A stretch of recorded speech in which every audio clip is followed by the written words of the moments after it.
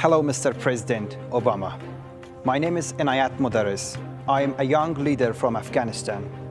I wish a wonderful new year for you and the great nation of the United States of America, who have significantly supported our nation for more than a decade.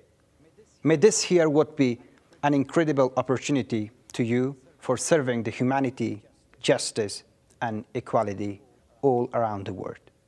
Mr. President, we, the people of Afghanistan, are grateful of the blood and the many treasures that your great nation has contributed to the nation-state building process in our country.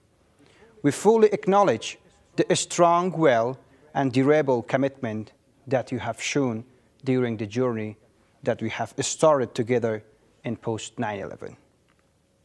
Mr. President, surely you're enjoying the Christmas and the New Year vacations with your family, while thousands of Americans and Afghans are remembering their beloveds who have lost their lives for securing our people and our mutual interest in war on terror.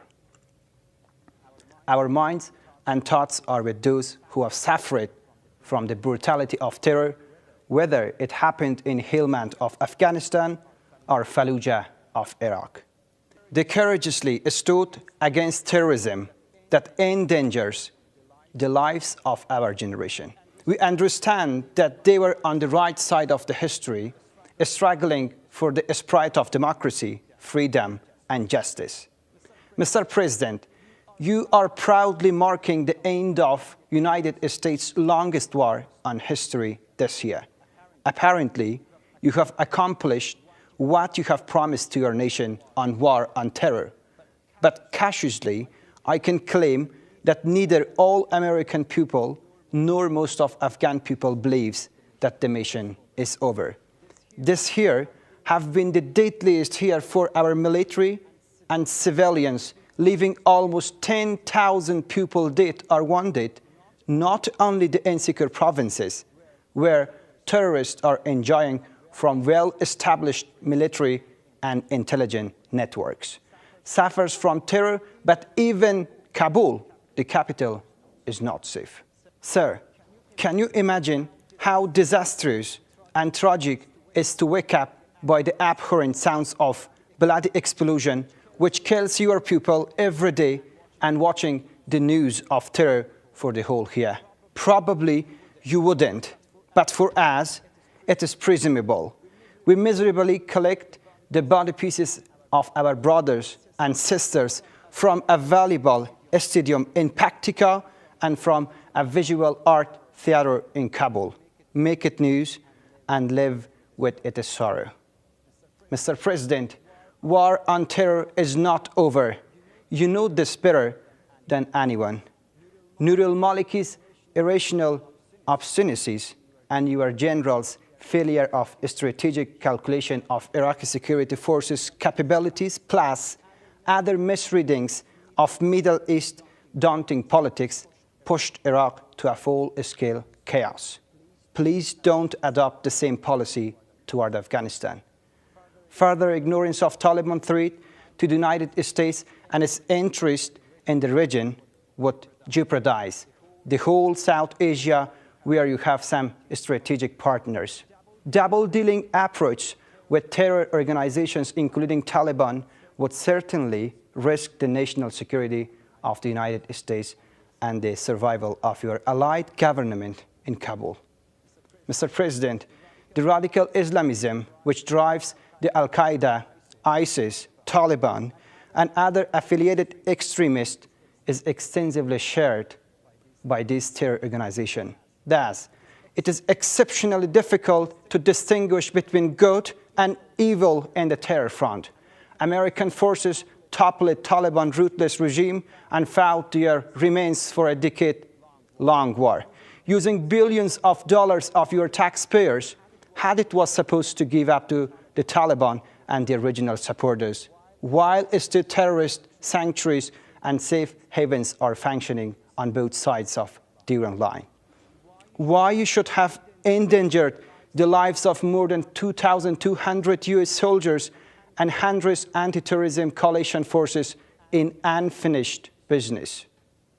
Mr. President, your administration's reconciliation and engagement policy with Taliban is ambiguous and equivocal by any standard, although Afghans are willing to live in peace. But leaving Afghanistan and pushing for a peace deal with Taliban shouldn't translate to the compromise on the democratic constitutional values.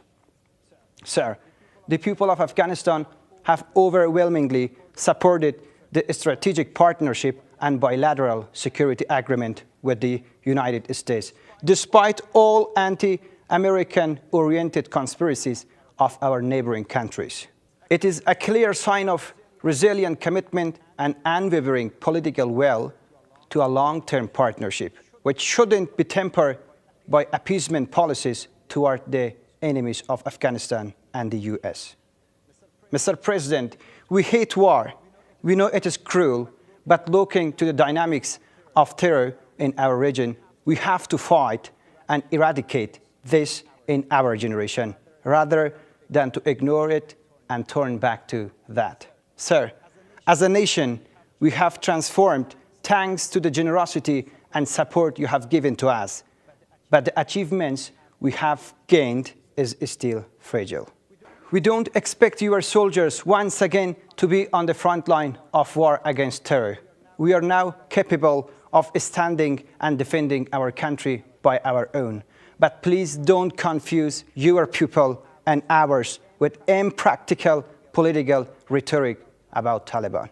Mr. Obama, although you had been harshly criticized on your policies toward Libya, Egypt, Syria, Iran, and Russia, but I expect you to leave a less controversial legacy when it comes to Afghanistan. Personally, you have inspired me, and I admire your audacity and courage for making the most undoable political moves in the history of your country's foreign policy, namely the Cuba case. Sir, I know as the President of the United States of America, you have to tackle several political dilemmas simultaneously from Burma to Brazil and from Iran to Cuba.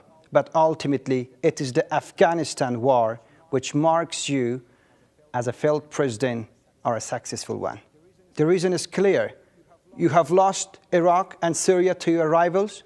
If you lose again Afghanistan to your most deceptive ally, Pakistan, your failure would be inevitable. Mr. President, you have been a great source of inspiration and motivation to me. As a rising leader of my country, I strongly believe that still there is a long walk to peace, stability, and prosperity in my country. We started this journey magnificently. Thanks to your support, we need to maintain honest partners along this walk. Sir, terrorism is equal to injustice. We feel this unfairness with our soul and blood. The sponsors of terror are enjoying their lives beyond my country's border, and my people are paying the price every day in each and every corner of my homeland. Finally, I am reminding you the quote of the great Martin Luther King. Injustice anywhere is a threat to justice everywhere. I would be thrilled and honored to further discuss my fellow countrymen's feelings of struggle against terrorism face to face with Your Excellency at your convenience. With regards from Kabul, Inayat Mudarris.